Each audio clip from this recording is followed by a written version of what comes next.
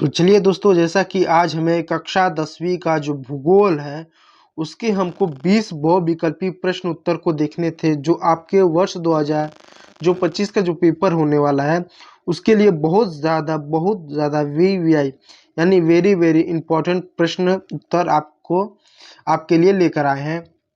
ये जो प्रश्न है, ये ऐसे प्रश्न है जो आपके लिए बोर्ड परीक्षा में बहुत ज़्यादा उपयोगी रामबाण साबित होगा। तो देर न करते हुए अपने इस क्लास को स्टार्ट करते हैं, और मैं कहूँगा कि आप ये वीडियो को पूरा देखिए, क्योंकि आप लोग आते हैं 2-4 मिनट देते हैं उसके बाद आप चले जाते हैं। मैं पूरे गारंटी के साथ आपको ये दावा देता हूँ कि जो भी बोर्ड में प्रश्न आएंगे, अधिकांश प्रश्न आपको इस क्लास से, इस वीडियो लेक्चर से आपको मिल जाएंगे। तो कहीं मत जाइएगा, आप ओमकार मौर्य क्लास के साथ आप जुड़े रहिए। तो चलिए देर ना करते हुए अपने क्लास को स्टार्ट करते हैं। आपके मोबाइल स्क्रीन पर पहला प्रश्न है, भारत के मुख्य भौतिक प्रभाग कौन से हैं?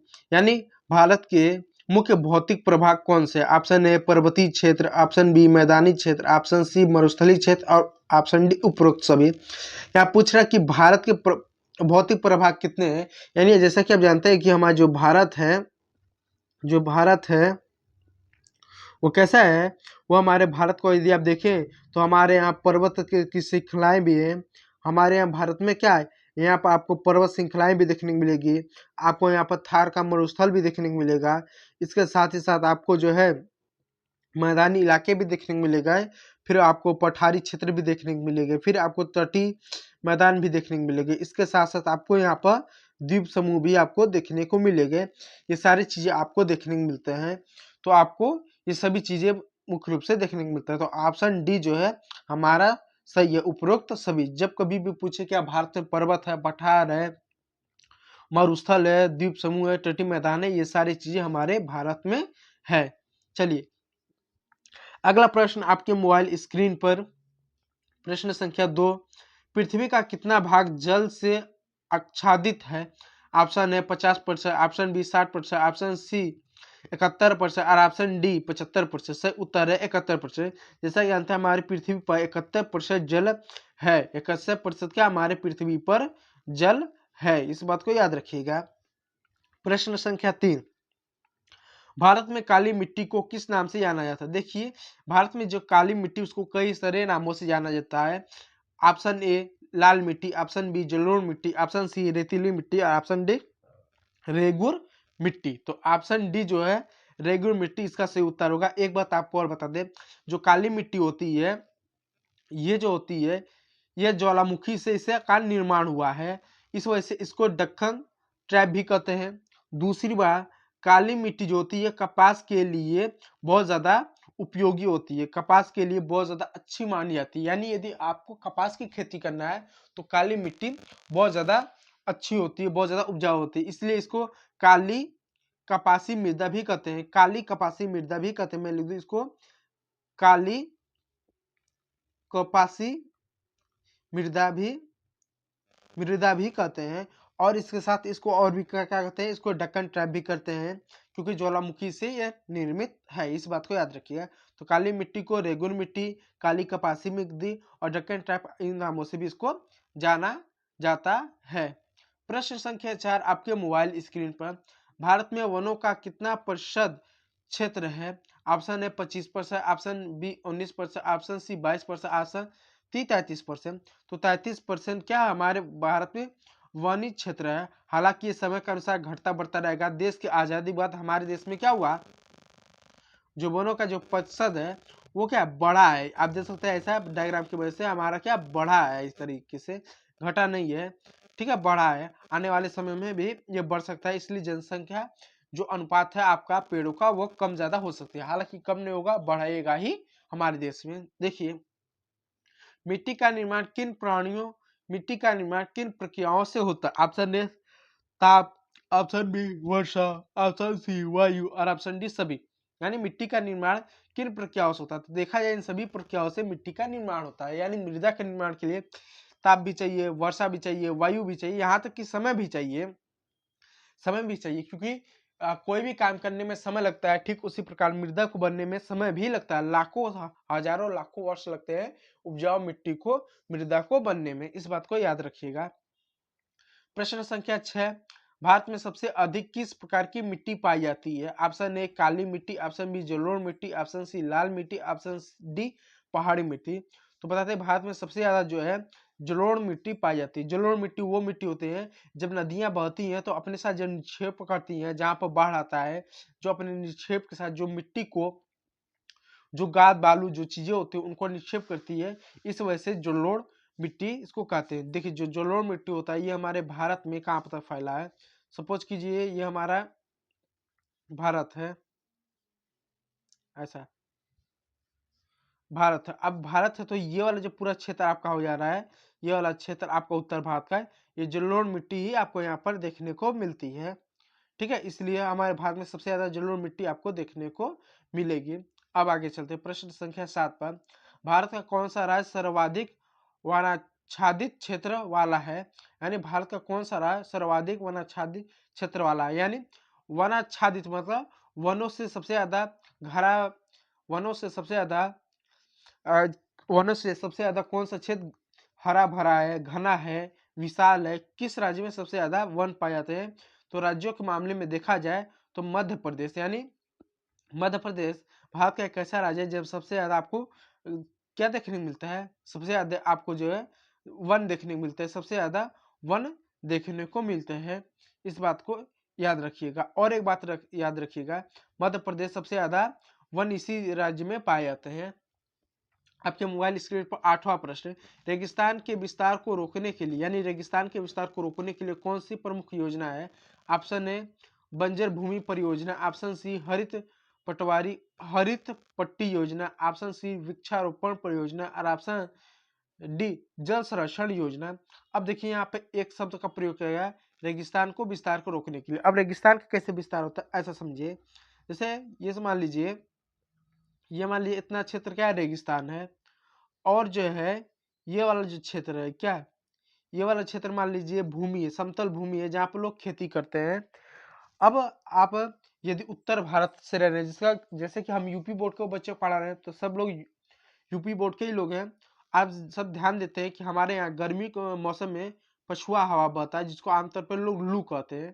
तो जो पछुआ हवा बहता है जिसको आमतौर पर हम लू कहते हैं, वो कहाँ से बहता है? वो पश्चिम से पूरब की ओर बहता है, यानी पश्चिम से पूरब की ओर आमतौर पे बहता है। तो जब पश्चिम से पूरब की ओर बहता है तो आमतौर पे यहाँ पर ये जो रेगिस्तान है हमारा, ये रेगिस्तान इन यहाँ के जितने भी रेते होते हैं, इन रेतों को क्या करता है?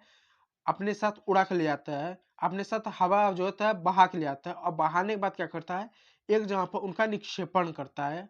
और जैसे निक्षेपण करेगा वो कहाँ पर करेगा? ये जो उपजाऊ जमीन है यहाँ पर वो क्या करेगा? निक्षेपण करेगा। और जब निक्षेपण करेगा तो इससे क्या हो रहा है? धीरे धीरे क्या हो रहा है? धीरे धीरे क्या हो रहा है? रेगिस्तान का विस्तार हो रहा है। धीरे धीरे क्या? रेगिस्तान का विस्तार हो, धीरे धीरे रेगिस्तान का हमारे देश में विस्तार हो रहा है। और भारत में प्रति सेंटीमीटर प्रति वर्ष, यानी भारत में 35 सेंटीमीटर प्रति वर्ष क्या हमारे भारत में रेगिस्तान का विस्तार हो रहा है। और जब रेगिस्तान का विस्तार होगा तो हमारे यहाँ जो उपजाऊ भूमि है वो बंजर होगी। रेगिस्तान का विस्तार होने से जो कृषि की समस्या आ सकती है, कृषि की समस्या आ सकती है, पशुपालन की समस्या आ सकती है, क्योंकि पशुओं के लिए चारे चाहिए वो भी नहीं होगा। कृषि से खाद्य समस्या उत्पन्न होगी जिससे स्वास्थ्य प्रभावित होगा, पोषण की समस्या प्रभावित होगा, सुरक्षा प्रभावित होगा, तमाम तरह की समस्या आएंगी यदि रेगिस्तान का विस्तार होगा। और भारत में क्या इन पछुआ, यानी जिनको हम लू कहते हैं, इन्हीं की वजह से क्या हो रहा है? भारत में हर साल 35 सेंटीमीटर रेगिस्तान का विस्तार हो रहा है। और भारत सरकार क्या करे? इसको रोकने के लिए हरित पट्टी परियोजना का प्रयोग कर रही है, जिससे क्या कर रही है कि रेगिस्तान का विस्तार ना हो। चलिए अगला प्रश्न आपके मोबाइल स्क्रीन पर, जलोढ़ मिट्टी किसे कहते हैं? ऑप्शन ए लाल मिट्टी को, ऑप्शन बी जल द्वारा लाई गई मिट्टी को, और ऑप्शन सी काली मिट्टी को, और ऑप्शन डी रेतीली मिट्टी को। तो जलोढ़ मिट्टी उसको कहते हैं जो जल द्वारा लाई गई हो, यानी जब बाढ़ आता है तो बहुत सारी नदियां जो होती है अपने साथ रेत मिट्टी कंकड़ बालू पत्थर सब लाते हैं। उनको क्या करते हैं? लाते हैं लेकिन ले नहीं जाते हैं, उनका उधर ही निक्षेपण करते हैं। और निक्षेपण की वजह से क्या होता है? जलोढ़ मिट्टी का निर्माण होता है, जलोढ़ मिट्टी का ही निर्माण होता है। अगला प्रश्न आपके मोबाइल स्क्रीन पर, कृषि योग्य भूमि का संरक्षण किससे होता है? यानी कृषि योग्य भूमि का संरक्षण किससे होता है? ऑप्शन ए वर्षा जल संचयन से होता है, ऑप्शन बी वृक्षारोपण से होता है, ऑप्शन सी सिंचाई से होता है और ऑप्शन डी सभी से होता है। देखा जाए तो सभी से होता है, लेकिन कुछ बात को याद रखिएगा। वर्षा जल संचयन करने से कृषि योग्य भूमि का संरक्षण होता है, बात सही है। दूसरा, वृक्षारोपण से क्या होता है, मृदा का अपरदन नहीं होता है, मृदा का अपरदन नहीं होता है, क्योंकि जब मृदा का अपरदन होता है तो मृदा में जो ह्यूमस की मात्रा होती है वो समाप्त हो जाती है, जिससे क्या होता है, भूमि जो होती है, जो उपजाऊ भूमि होती है वो बंजर होना स्टार्ट हो जाती है। दूसरी बात ये स्टार्ट रखिएगा, अति सिंचाई भी नहीं करना चाहिए। जब अति सिंचाई से भी हुमस की मात्रा समाप्त होती है, क्योंकि जब अति सिंचाई करने से भी हुमस की मात्रा समाप्त होती है। और एक बात जान लीजिए, पशुचारण से देखिए, अति पशुचारण होना यानी जरूरत से ज्यादा यदि हम खेतों में पशुओं को चराएंगे तो उससे भी भूमि बंजर होती है। दूसरा, बहुत ज्यादा सिंचाई से भी भूमि क्या होती है, आमतौर पे उससे भी बंजर होती है, क्योंकि जब आप जो है बहुत ज्यादा सिंचाई करेंगे खेतों को तो खेतों में ग्रीन एल्गी आने लगती है, जो देखते हैं आप तौर पे खेतों में हरी हरी काई जम जाती है। और जब आप खेतों में रासायनिक खाद जैसे यूरिया का प्रयोग करेंगे तो उससे उनको क्या बल मिलता है, उनका और तेजी से विकास होता है, जिससे पर्यावरण को भी वो लोग क्या करते हैं, नुकसान पहुंचाते हैं। तो ये देखा जाए ये सारे तरीके क्या भूमि संरक्षण के उपाय है, लेकिन एक सीमा तक क्या वर्षा जल संचयन करना हम एक सीमा तक करेंगे, या बहुत ज्यादा करेंगे तो अच्छा है, बुरा नहीं है। बहुत ज्यादा हम पेड़ों को लगाएंगे कोई नुकसान नहीं है, लेकिन यदि हम बहुत ज्यादा सिंचाई करेंगे तो नुकसान है। बहुत ज्यादा सिंचाई करेंगे तो नुकसान है, बहुत ज्यादा पशुओं को चराएंगे खेतों में तो नुकसान है। तो दो चीज बहुत ज्यादा करने से नुकसान है, एक सिंचाई, दूसरा पशु चारण, इसको याद रखिएगा। बाकी इन दोनों को हम बहुत ज्यादा करेंगे तो कुछ नुकसान नहीं है। तो ऑप्शन डी क्या है, भूमि योग्य भूमि कृषि योग्य भूमि को संरक्षण करने के उपाय ठीक है, चारों को हम उपयोग कर सकते हैं, तीनों को। अगला प्रश्न देखिए आपके मोबाइल स्क्रीन पर क्या है, काली मिट्टी मुख्यतः किस क्षेत्र में पाई जाती है। ऑप्शन ए उत्तर भारत में, ऑप्शन बी दक्षिण भारत में, ऑप्शन सी पूर्वी भारत में, ऑप्शन सी पश्चिमी भारत में। तो ये दक्षिण भारत में पाई जाती है काली मिट्टी। दक्षिण भारत में क्या होता है, काली मिट्टी आमतौर पर पाई जाती है पठारी क्षेत्रों में। चलिए प्रश्न संख्या 12वां, जलवायु का सबसे अधिक प्रभाव किस पर पड़ता है, यानी जलवायु का सबसे अधिक प्रभाव किस पर पड़ता है। प्रभाव तो सभी पर पड़ता है, लेकिन जलवायु का प्रभाव किस पर सबसे ज्यादा पड़ता है। सबसे पहले मैं बता दूं जलवायु का, तो देखिए दो चीज होता है, एक होता है जलवायु, एक होता है मौसम। देखिए जलवायु क्या होता है, जब हम किसी भी क्षेत्र में, जैसे मान लीजिए हमारा एक क्षेत्र ले लेते हैं, जब किसी भी एक क्षेत्र में 35 साल में कोई हमने एक क्षेत्र ले लिया, अब उस क्षेत्र में 35 साल में, जैसे मैंने एक क्षेत्र में अपने लिए यूपी ले लिया, अब हमने यूपी ले लिया, तो अब इस उत्तर प्रदेश में 35 साल में हम क्या करेंगे, मौसम को नापेंगे कि पिछले 35 साल में यूपी में कितना ठंड पड़ा, कितना गर्मी पड़ा, कितना वर्षा पड़ा, ठंड में कितना शीत गिरा, गर्मी में कितना लू चला, ठंड में कितना आमतौर पर शीत हुआ, वर्षा कितना हुआ, नहीं हुआ। इन सबको 35 वर्षों में क्या करेंगे, हम नापेंगे।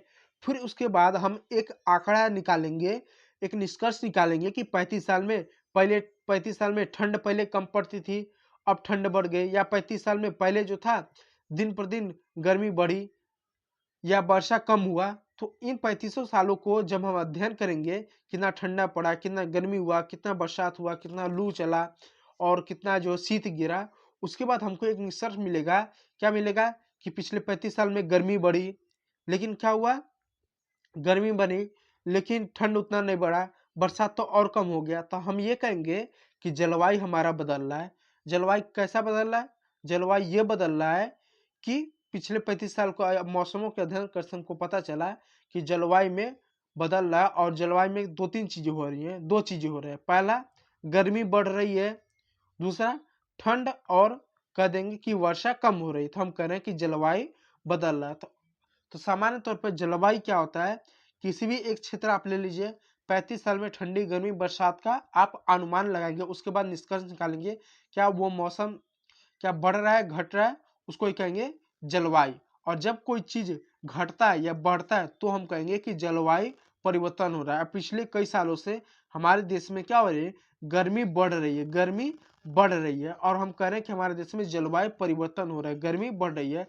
वर्षा एक तरह से देख रहा है कहीं ना कहीं कम देखने को मिल रहा है, तो वर्षा कम होना, गर्मी का बढ़ना, हम कह रहे हैं जलवायु परिवर्तन हो रहा है। तो जलवायु ये होता है। अब जानते हैं मौसम क्या होता है। मौसम जो होता है दिन प्रतिदिन की स्थिति होती है, मौसम कभी भी बदल सकता है। आमतौर पर मौसम तो हर 3-4 महीने में बदलता है, लेकिन मौसम कभी भी आमतौर पर बदल सकता है। ठीक है, तेरह जलवायु का सबसे अधिक प्रभाव किस पर पड़ता है? ऑप्शन ए वनस्पति पर, ऑप्शन बी मानव जीवन पर, ऑप्शन सी कृषि पर। तो जब हमेशा जलवायु बदलता रहेगा, गर्मी से ठंडी होगा या ठंड से गर्मी पड़ेगा, जब जलवायु बदलेगा तो ऐसे में वनस्पति पर भी प्रभाव पड़ेगा, क्योंकि ठंडी में अलग प्रकार की कुछ साग सब्जियां जीव जंतु होते हैं, जबकि गर्मी में अलग होते हैं, तो नष्ट होना प्रारंभ हो जाएंगे। मानव को भी इससे समस्या हो गया। तो उपरोक्त कई तरह की समस्या आ सकती हैं, तो सभी तरह की समस्या आ सकते हैं जलवायु परिवर्तन से। जैसे आप एक एग्जाम्पल समझिए, जैसे मान लेते हैं जलवायु बदल रहा है, जलवायु बदल रहा है तो जैसे गर्मी मान लो पड़ रहा है।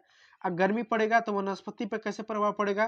कुछ ऐसे जीव जंतु होंगे, कुछ ऐसे साग सब्जियां होंगे जो गर्मी ज्यादा बर्दाश्त नहीं कर सकते या ज्यादा गर्मी में नहीं होंगे, वो जलना या नष्ट होना प्रारंभ हो जाएंगे। तो ऐसे में क्या होगा? उनका पतन होगा। दूसरे ले लीजिए मानव, जब जलवायु परिवर्तन होगा, जब ज्यादा गर्मी पड़ेगा, तो गर्मी पड़ने से क्या होता है, जो मानव की जो श्रम शक्ति होती है, जो कार्य करने की क्षमता होती है, वो घटने लगती है। आपने देखा होगा गांव में या गर्मी के दिनों में जब बहुत ज्यादा गर्मी पड़ती है, तो उस समय जो लोग होते हैं वो काम नहीं कर पाते हैं, क्योंकि थोड़ा ही काम करेंगे तुरंत उनको गर्मी लगने लगती है। इसलिए उस समय क्या होती है, देश का आर्थिक नुकसान होने लगता है। तो ज्यादा गर्मी होने से भी लोग आमतौर पे काम नहीं कर सकते हैं। आमतौर पे माना जाता है किसी भी क्षेत्र का तापमान 22 डिग्री सेल्सियस से लेके यदि 35 डिग्री सेल्सियस तक तापमान है तो वहाँ के लोग काम कर पाएंगे। उससे ज्यादा हुआ या उससे कम हुआ तो उससे क्या होगा, लोग कोई भी काम नहीं कर पाएंगे। तो ज्यादा ठंड पड़ने से भी लोग नहीं काम करते हैं और ज्यादा गर्मी होने से भी लोग काम नहीं करेंगे। तो जलवायु परिवर्तन होगा तो मानव के जीवन पर भी प्रभाव पड़ेगा, कृषि पर भी प्रभाव पड़ेगा, क्यों वनस्पति पर प्रभाव पड़ेगा तो कृषि पर भी पड़ेगा। तो ज्यादा जलवायु बढ़ने से या जलवायु के परिवर्तन से प्रभाव से इन सब पर नकारात्मक आमतौर पर प्रभाव पड़ने को या प्रभाव देखने को आमतौर पर देखने को मिलता है। इस बात को याद रखिएगा। प्रश्न संख्या 13, भू अपक्षय के प्रमुख कारण क्या है? ऑप्शन ए वायु, ऑप्शन बी जल, ऑप्शन सी वनस्पति और ऑप्शन डी वायु और जल। यानी भू अपक्षय के प्रमुख कारण क्या है? वायु और जल। अपक्षय का मतलब हुआ किसी चीज का टूटना फूटना। जैसे मान लीजिए ये कोई चट्टान है, अब ये चट्टान जो है वायु की वजह से, जल से वजह से, बहुत कारणों से धीरे धीरे ये टूटेगा, धीरे धीरे कटेगा, फटेगा। जैसे मान लीजिए ये चट्टान है, अब ये चट्टान धूप में है, जब इसको गर्मी लगेगा तो ये फैलेगा, ठंडा लगेगा तो ये सिकुड़ेगा, फैलेगा, सिकुड़ेगा, फैलेगा, सिकुड़ेगा। जिस समय बाद ये अंदर ही अंदर कमजोर हो जाएगा। और जब ये कमजोर हो जाएगा तो फिर उसके बाद क्या होगा, बारिश होगा। बारिश की बूंदें जिस पे गिरेंगे तो छोटा छोटा इसके टुकड़े होने निकलने, इस ऐसे छोटे छोटे क्या होंगे, ऐसे छोटे छोटे टुकड़े होकर ये निकलना स्टार्ट हो जाएंगे। फिर बहुत सारी हवाएं क्या करेंगी, छोटे छोटे टुकड़ों को क्या करेंगे, क्या करेंगे, उनको एक स्थान से दूसरे स्थान पर ले जाएंगे। ये मान लीजिए आपका ये कुछ मैंने लिख दिया, मैंने इसको गोज दिया, ऐसा ऐसा समझे। अब मान लीजिए ये समझ लिए कि ये एक व्हाइट बोर्ड है। अब मुझे इसको मान लीजिए इरेज करना होगा, तो मुझे क्या करना पड़ा, अपने हाथ से इसको ऐसा ऐसा मुझे रगड़ना पड़ रहा है। अब बताइए मैं इतना घर्षण कर रहा हूँ तो ये लिखा हुआ मिट रहा है। क्या हो रहा है, लिखा हुआ मिट रहा है, लिखा हुआ मिट रहा है कि नहीं मिट रहा है? तो जो मैंने लिखा था उसको मैं ऐसा रगड़ रहा हूँ, घर्षण कर रहा हूँ, अब घर्षण करना तो मिट रहा है। तो आप सोचिए जब हवाएं इस तरह से जब बहेंगी तो जब टकराएंगे चट्टानों से तो आपको नहीं लगता कि उनका भी कुछ घर्षण होगा? वो घर्षण भले ही 0.0 में ही हो, भले ही वो घर्षण बहुत लंबा हो, लेकिन वो भी घर्षण करके क्या चीजों को तोड़ेंगे, चीजों को एकदम बारीक करेंगे। तो भू अपक्षय यानी भूमि का जब छोटे छोटे टुकड़ों में अपक्षय होता है, टूटता है, तो मुख्य रूप से वायु और जल ही करते हैं। कौन करता है?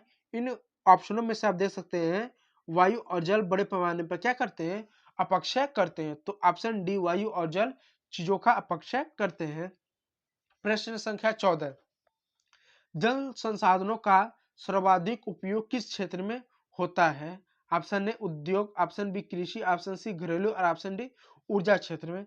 तो जल संसाधनों का सर्वाधिक उपयोग कहाँ पर होता है? देखिए जल संसाधनों का सर्वाधिक उपयोग तो स्वाभाविक सी बात है कृषि में होता है, लेकिन कृषि के साथ उद्योगों में भी होता है, घरेलू कार्य में भी होता है। पहले नंबर पर कृषि, दूसरा उद्योग। आजकल देख सकते हैं जितने भी उद्योग हैं उन उद्योगों के लिए जल की आवश्यकता है, लेकिन जल का सबसे ज्यादा उपयोग कृषि में होता है। क्यों कृषि में होता है उसका कारण बता। देखिए भारत में जब 1965 के वर्ष से पहले जब भारत में हरित क्रांति नहीं हुआ था, तो उस समय भारत में लोग जैविक खादों का प्रयोग करते थे, गोबर खादों का और प्राकृतिक खादों का प्रयोग करते थे। लेकिन जब भारत में हरित क्रांति की घटना घटी 1960 के दशक में, जब हरित क्रांति की घटना घटी, जब 1960 के दशक में जब हरित क्रांति की घटना घटी, तो हमने क्या किया, जो गोबर खाद था उनका प्रयोग कम किया, उनकी जगह हमने क्या किया, हमने हाई क्वालिटी की यानी HYB हाई क्वालिटी का हमने बीजों का प्रयोग किया। और जब हमने हाई क्वालिटी के बीजों का जब हमने प्रयोग किया, तो उसके साथ साथ हमने क्या रासायनिक खादों का प्रयोग किया, जैसे यूरिया है, डाई है, पोटास है, सल्फर है, इनका प्रयोग करना प्रारंभ कर दिया। और जब हमने यूरिया का, डाई का, पोटास का, सल्फर का जब प्रयोग करना स्टार्ट कर दिया था, तो इनका प्रयोग करने की एक आवश्यक शर्त थी कि ज़्यादा से ज़्यादा पानी चाहिए, क्योंकि ज़्यादा से ज़्यादा पानी चाहिए तो ही आप यूरिया का प्रयोग कर सकते हैं। आपने किसी खेत में यूरिया का प्रयोग किया तो पानी चाहिए, बिना पानी का प्रयोग किया आप इनका प्रयोग नहीं कर सकते। तो ऐसे में क्या हुआ, जब हमने HYV यानी हाई क्वालिटी का बीजों का प्रयोग किया, तो मजबूरनवश हमको इन खादों का प्रयोग करना पड़ा। और जब हमने इन खादों का प्रयोग किया, इन उर्वरकों का, डाई, यूरिया, पोटास का उपयोग किया, तो मजबूरन हमको अपने खेत में ज़्यादा सिंचाई करनी पड़े। पहले के दौर में क्या होता था कि इन बीजों का लोग उपयोग नहीं करते थे। जब इन बीजों का उपयोग नहीं करते थे, तो यूरिया, डाई जैसे का भी प्रयोग नहीं करते थे। और जब इनका प्रयोग नहीं करते थे, तो ज़्यादा सिंचाई भी नहीं करते थे।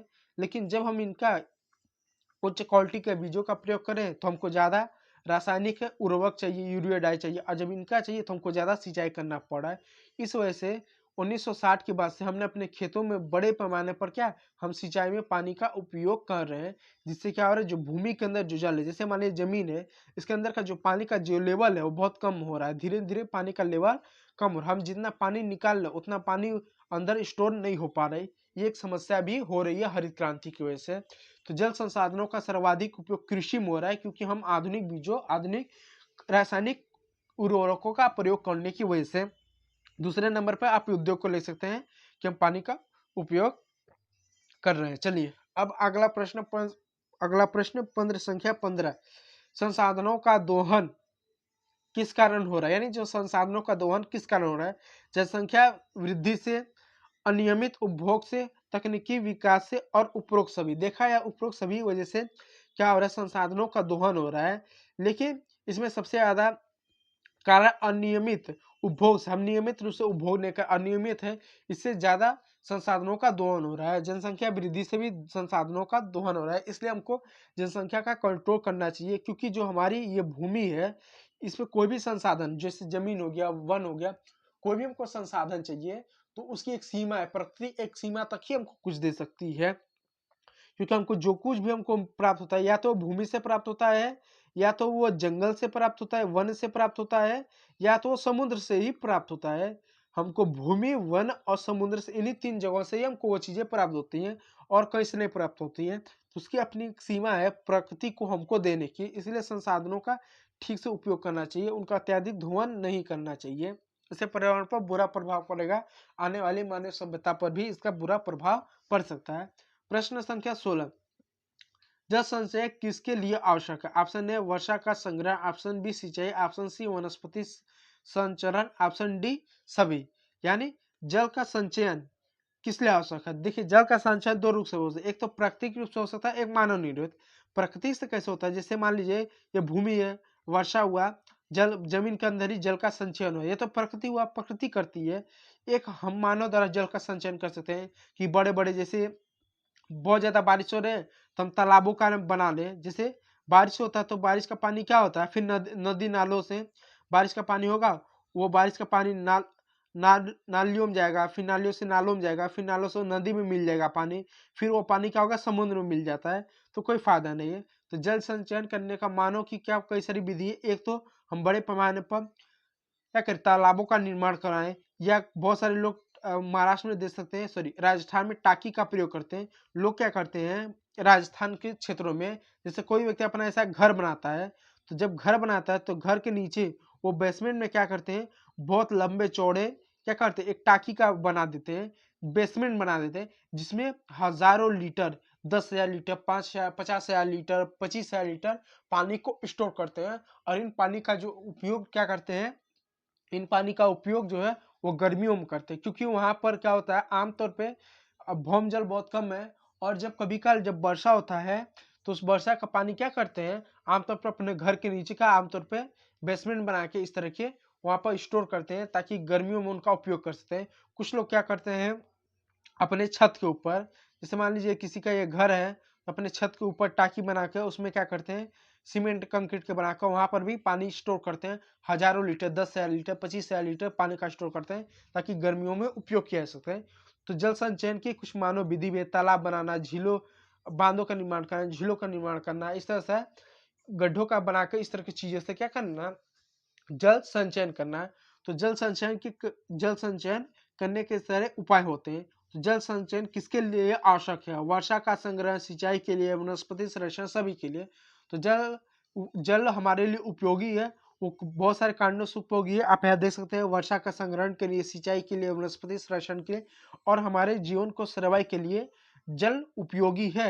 इसलिए हमको जल संचयन करना चाहिए। लेकिन जल संचयन के कई सारे रूप है, मानव निर्मित भी है, प्रकृति भी है। प्रकृति भी करती है, हम मानव करते हैं। प्रकृति क्या करती है, जमीन के अंदर करती है, हम मानव जमीन के ऊपर तालाब का निर्माण करके, झीलों का निर्माण करके, बहुत सारे गड्ढे का निर्माण करके हम क्या करते हैं, जल का संचयन करते हैं। जल का संचयन क्यों आवश्यक है, आप ये सारे कारण है जल के संचयन के, इस चीज को याद रखिएगा। जल प्रबंधन का मुख्य उद्देश्य क्या होता है? ऑप्शन ए सिंचाई, ऑप्शन बी घरेलू, ऑप्शन सी वर्षा, ऑप्शन डी सभी। स्वाभाविक सी बात है कि जल का प्रबंधन करेंगे, उसका नियोजन करेंगे, उसको स्टोर करेंगे, तो सिंचाई में, घरेलू कार्यों में, वर्षा जल संचयन आदि के लिए करेंगे। इसलिए हम आमतौर करते हैं। ये सारे ऑप्शन सही है, तो ऑप्शन डी सही उत्तर है। चलिए प्रश्न संख्या 18, उर्वरता का क्या अर्थ है? उर्वरता का मतलब भूमि की गुणवत्ता है, मिट्टी की शक्ति, कृषि उत्पादकता है। ऑप्शन डी सभी, इसमें भी ऑप्शन डी सभी। यानी जब हम सोचते हैं ना, हम प्रयास करते हैं ना कि कृषि की उर्वरता बढ़े या भूमि की उर्वरता बढ़े, यहाँ लिख दें भूमि की उर्वरता बढ़े। तो भूमि की उर्वरता मतलब क्या? भूमि की गुणवत्ता बढ़े, ज्यादा से ज्यादा उत्पादन दे सके, मिट्टी की शक्ति बढ़े ताकि वो ज्यादा से ज्यादा अनाज उत्पादन कर सके, उन चीजों को वहन कर सके, उन चीजों को ले सके, और कृषि उत्पादकता, इन सभी चीजों को बढ़े।